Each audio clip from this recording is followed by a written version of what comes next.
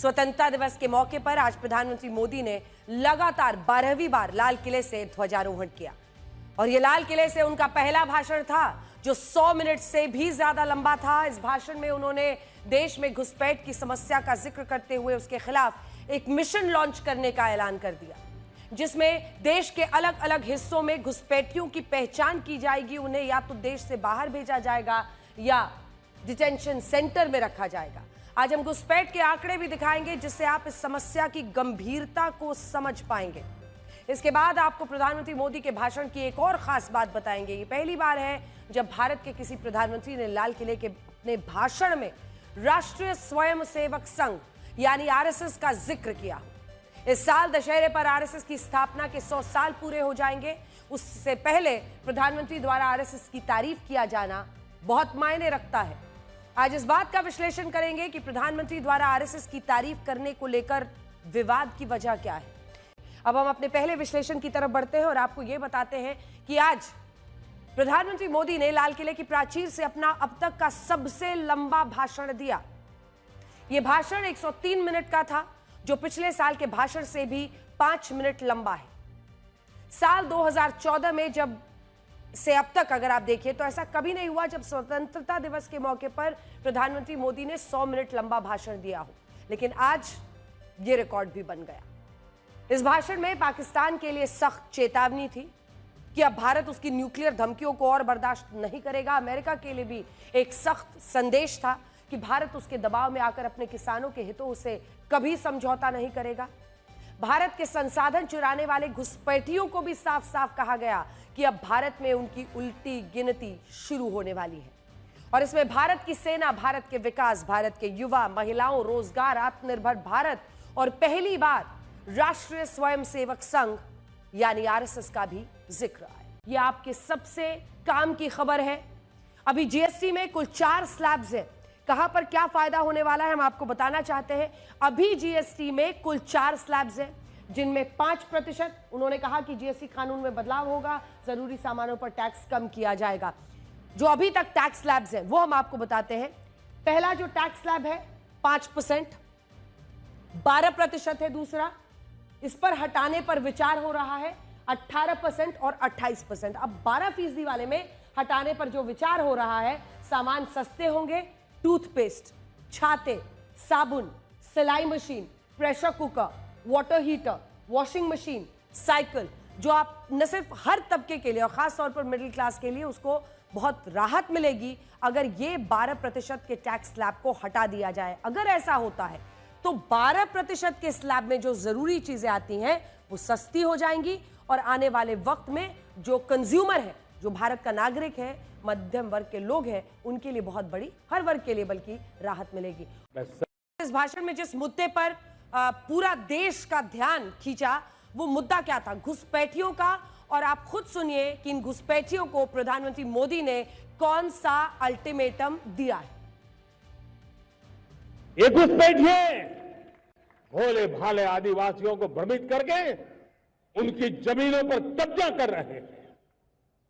ये देश सहन नहीं करेगा। और इसलिए मेरे प्यारे देशवासियों, जब डेमोग्राफी परिवर्तन होता है, सीमावर्ती क्षेत्रों में डेमोग्राफी में परिवर्तन होता है, तब राष्ट्रीय सुरक्षा के लिए संकट पैदा होता है। देश की एकता, अखंडता और प्रगति के लिए ये संकट पैदा। और इसलिए मैं आज लाल किले की प्राचीर से कहना चाहता हूं, हमने एक हाई पावर्ड डेमोग्राफी मिशन शुरू करने का निर्णय किया है। ये मिशन, इस मिशन के द्वारा ये जो भीषण संकट नजर आ रहा है, भारत पे मंडरा रहा है जो संकट है, उसको निपटाने के लिए तय समय में सुविचारित, सुनिश्चित रूप से अपने कार्य को करेगा। उस दिशा में हम आगे बढ़ रहे हैं। तो प्रधानमंत्री नरेंद्र मोदी ने घुसपैठियों के खिलाफ जिस मिशन का ऐलान किया है उसका नाम है हाई पावर्ड डेमोग्राफी मिशन।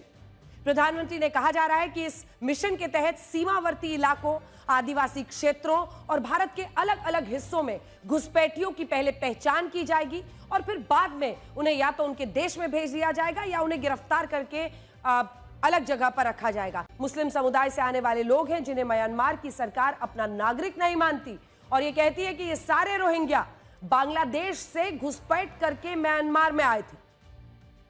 पिछले कुछ सालों में जब इसी विवाद को लेकर म्यांमार में इन रोहिंग्याओं के खिलाफ हिंसा हुई तो ये पहले बांग्लादेश आ गए और जब बांग्लादेश में इन्हें सुख सुविधाएं नहीं मिली तो ये धीरे धीरे पश्चिम बंगाल के रास्ते घुसपैठ करके भारत में आ गए और इनकी संख्या 40,000 से ज्यादा तो खुद सरकार ही मानती है। अगर आप इस नक्शे को देखेंगे तो बीएसएफ ने 2017 से 2021 के बीच कुल 6,712 घुसपैठियों को भारत में दाखिल होते वक्त गिरफ्तार किया था। नंबर्स आपके सामने। अब इसको आप जिस तरह से देखेंगे किस रास्ते से वो आए तो ये देखना बहुत दिलचस्प है। सबसे पहला नंबर है घुसने की कोशिश में कितने घुसपैठिए गिरफ्तार हुए, ये वो नंबर है जो आपको देखना होगा। सबसे ऊपर जूम इन करके अगर हम दिखा सके ये 6,712 है, 6,712। अब आ जाइए कि पाकिस्तान बॉर्डर से 268, बांग्लादेश बॉर्डर से 6,444 और फिर किस रास्ते से कितने आए तो इसमें हमने आपके लिए पूरा सामने रख दिया है। प्रधानमंत्री नरेंद्र मोदी इन घुसपैठियों को देश से निकालने की अब बात कर रहे हैं और इसकी शुरुआत भी हो गई है। मई 2025 में भारतीय वायुसेना के विमानों से 300 घुसपैठियों को वायुसेना के विमान से बांग्लादेश भेजे गए। 300 घुसपैठिए, यह मई 2025 की बात है। फॉरेनर्स एक्ट 1946 के तहत यह कार्रवाई की गई और 300 लोगों को बाकायदा वायुसेना के विमानों ने 300 घुसपैठियों को बांग्लादेश वापस भेजा था। और हम आपको बता रहे हैं कैसे फॉरेनर्स एक्ट ये जो है वो उसमें लागू होता है। घुसपैठियों पर जो एक्शन लिया गया है 2023-24 2331 घुसपैठिए भेजे गए, इनमें 411 बांग्लादेशी थे। तो कुल मिलाकर जो ये नंबर्स आपके सामने आ रहे हैं ये वाकई ऑन ग्राउंड दिख रहा है। तो 2331 घुसपैठियों को अगर भेजा गया है तो ये बता रहा है कि इस पर कार्रवाई की शुरुआत तो हो चुकी है। आप हमारे देश में इस भीड़ को देखिए जहां आबादी ज्यादा है और उनके लिए संसाधन कम और सीमित है, लेकिन इन कम संसाधनों में भी कई घुसपैठिए हमारे देश के लोगों की नौकरी, बिजली, पानी पर कब्जा करके बैठे हैं और इसलिए भी बच जाते हैं ये क्योंकि हमारे देश में इन्हें रोकने के लिए कोई ठोस व्यवस्था नहीं थी। आज भी अगर हमारे सुरक्षा बल इन घुसपैठियों को गिरफ्तार कर ले तो इन्हें रखने के लिए पर्याप्त डिटेंशन सेंटर्स नहीं है अलग अलग जगहों पर, क्योंकि आपको ह्यूमैनिटी की ये मांग होती है कि आपको कम से कम जो मूलभूत सुविधाएं हैं वो उनको देनी पड़ेंगी। और अगर आप मूलभूत सुविधाएं देते हैं तो ऐसे में ये जो सेंटर्स बनते हैं इनको रखने के लिए वो आपके पास नहीं है। असम में सिर्फ 6 ऐसे डिटेंशन सेंटर्स हैं, पश्चिम बंगाल में भी 5 से 6 ऐसे सेंटर्स हैं, दिल्ली में भी मुख्य रूप से 3 ही जगहों पर घुसपैठियों को रखा जा सकता है। और ऐसा कहा जाता है कि पंजाब में तो अमृतसर की सेंट्रल जेल को डिटेंशन सेंटर बनाना पड़ा है क्योंकि वहां डिटेंशन सेंटर है ही नहीं। तो हम आपको बता रहे हैं असम में 6, पश्चिम बंगाल में 6, दिल्ली में 3 और पंजाब में कितने हैं। तो भारतीय संविधान का अब ये पंजाब में जैसा हमने आपको बताया अमृतसर जेल को ही डिटेंशन सेंटर बनाया गया है। इस साल दशहरे के मौके पर राष्ट्रीय स्वयं सेवक संघ के 100 साल पूरे हो रहे हैं, लेकिन उससे पहले आज लाल किले की प्राचीर से प्रधानमंत्री मोदी ने अपने भाषण में आरएसएस का जिक्र किया और उसके 100 साल की यात्रा को देश के लिए समर्पित बताया। आज से 100 साल पहले एक संगठन का जन्म हुआ, राष्ट्रीय स्वयंसेवक संघ। व्यक्ति निर्माण से राष्ट्र निर्माण के संकल्प को लेकर के 100 साल तक मां भारती का कल्याण का लक्ष्य लेकर के लक्षावधि स्वयंसेवकों ने मातृभूमि के कल्याण के लिए अपना जीवन समर्पित किया है। सेवा, समर्पण, संगठन और अप्रतिम अनुशासन ये जिसकी पहचान रही है, ऐसा राष्ट्रीय स्वयंसेवक संघ दुनिया का ये सबसे बड़ा एनजीओ है। एक प्रकार से 100 साल की इस राष्ट्र सेवा की यात्रा में योगदान करने वाले सभी स्वयंसेवकों को आदरपूर्वक स्मरण करता हूं और देश गर्व करता है राष्ट्रीय स्वयंसेवक संघ की इस 100 साल की भव्य समर्पित यात्रा को, और हमें प्रेरणा देता रहेगा। है शब्दशः, the RSS helped Indira Gandhi come to power in 1980, maintained Anil Bali. यानी 1980 में इंदिरा गांधी को वापस सत्ता में आने में संघ ने मदद की थी। ये अनिल बाली के हवाले से इस किताब में नीरजा चौधरी ने लिखा है और वो ये कहती हैं कि अनिल बाली एक क्लोज एड थे और करीबी थे इंदिरा गांधी के, but she never acknowledged it publicly. ये भी अनिल बाली कहते हैं कि उनकी मदद के बारे में उन्होंने कहा है कि संघ ने मदद की थी वापसी में, लेकिन इंदिरा गांधी ने कभी भी सार्वजनिक तौर पर आरएसएस की प्रशंसा नहीं की थी। वो कहते हैं आगे अनिल बाली, इस किताब में जो नीरजा चौधरी ने लिखा है उनको कोट किया है अनिल बाली को, she used to admire privately. वो उनकी प्रशंसा प्राइवेट में करती थी, सार्वजनिक रूप से नहीं करती थी, निजी रूप से प्रशंसा करती थी कि अगर मुझे संघ का support, that had it not been for the support by RSS, Sangh का सहयोग नहीं मिला होता तो वो 353 सीट नहीं जीत पाती। ये उन्होंने अनिल बाली, उनके क्लोज एड को इस किताब में कोट किया है। और इसी के साथ वो लिखती हैं वन मोर, अगर संघ ने सपोर्ट नहीं किया होता तो 1971 में जितनी सीटें आई थी उससे ज्यादा सीटें नहीं आती। संघ की सपोर्ट की वजह से उन्हें 353 सीटें आई थी जब वो चुनाव लड़ी। यह भी दावा होता है कि आरएसएस ने 1962 के भारत चीन युद्ध में भी अपनी तरफ से सहयोग दिया था, जिसके बाद संघ को 1963 की गणतंत्र दिवस परेड में शामिल होने के लिए आमंत्रण मिला था और बाद में संघ ने इसमें हिस्सा भी लिया था, लेकिन कई रिपोर्ट्स में इस दावे को गलत बताया जाता है।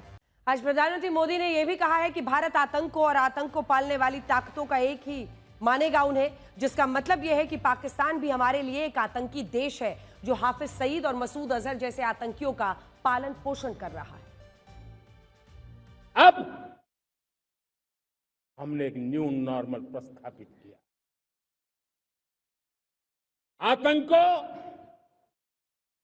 और आतंकी को पालने पोसने वालों को, आतंकियों को ताकत देने वालों को अब हम अलग अलग नहीं मानेंगे।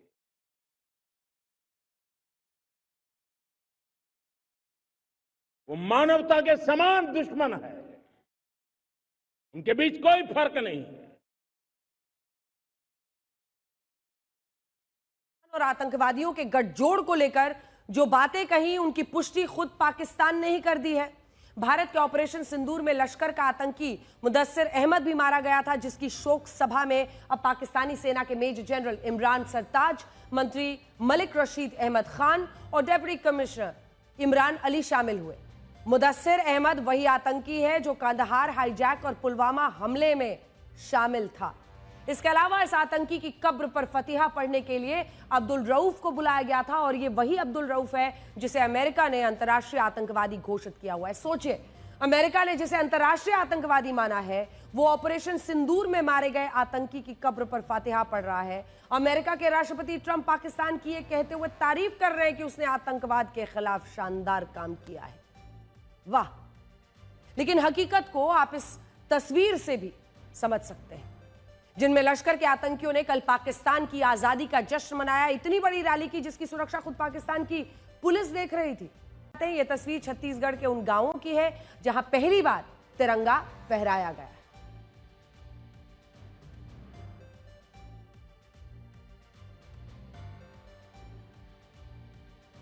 पिछले एक दशक में नक्सलवाद को जड़ से मिटाने की मुहिम चल रही है और जब हम देखते हैं कि ऐसे गांवों में तिरंगा फहराया जा रहा है तो ये भारतवासियों के लिए सबसे खुशी की बात है, क्योंकि भारत का एक बहुत बड़ा हिस्सा, बहुत सारे लोग मानते हैं और आंकड़े बताते हैं, इस बात की गवाही देते हैं कि नक्सलवाद में सबसे ज्यादा लोग इस देश में पारंपरिक रूप से मारे जाते थे, लेकिन अब स्थिति पूरी तरह से पलटी हुई दिखाई दे रही है और नक्सलवाद को जड़ से मिटाने की एक मुहिम चल रही है। इस मुहिम का असर अब दिखने लगा है और उसी असर के तहत आप देख रहे हैं कि झंडारोहण करने की ये प्रक्रिया शुरू हो रही है। साल 2004 से 2014 के बीच नक्सलवादी हिंसा की 16,463 घटनाएं हुई थी, लेकिन देखिए आज नजारा बदला हुआ है।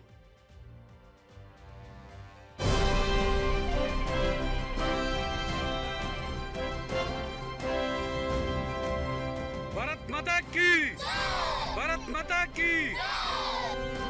जिस क्षेत्र में ये बच्चे तिरंगा फहरा रहे हैं, शान से भारत माता की जय के नारे लगा रहे हैं, कुछ साल पहले तक ऐसा करना मौत को आमंत्रित करने जैसा था। वंदे वंदे बोलो भारत माता की।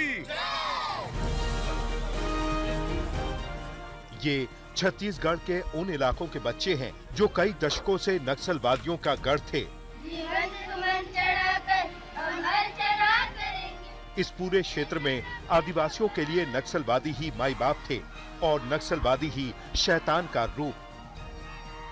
आजादी के 78 साल बाद पहली बार बस्तर, सुकमा, बीजापुर और नारायणपुर जैसे नक्सल प्रभावित जिलों के 29 गांवों में तिरंगा फहराया गया।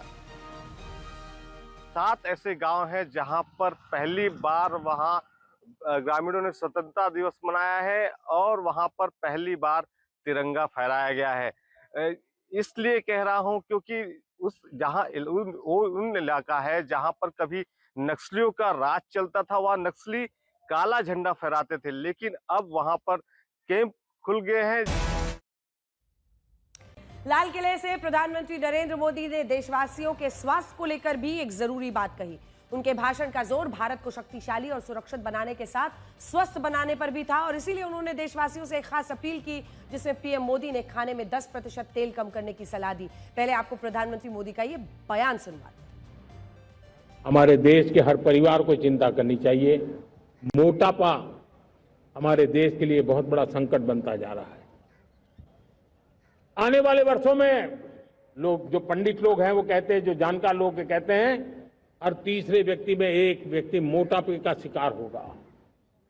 हमें मोटापे से बचना है, ओबेसिटी से बचना है और इसलिए मैंने बाकी सब करना पड़ेगा, लेकिन एक छोटा सा सुझाव दिया था कि परिवार तय करे कि जब खाने का तेल घर में आएगा 10% कम ही आएगा और 10% कम ही उपयोग करेंगे और हम ओबेसिटी के खिलाफ लड़ाई को जीतने की दिशा में हम अपना योगदान देंगे।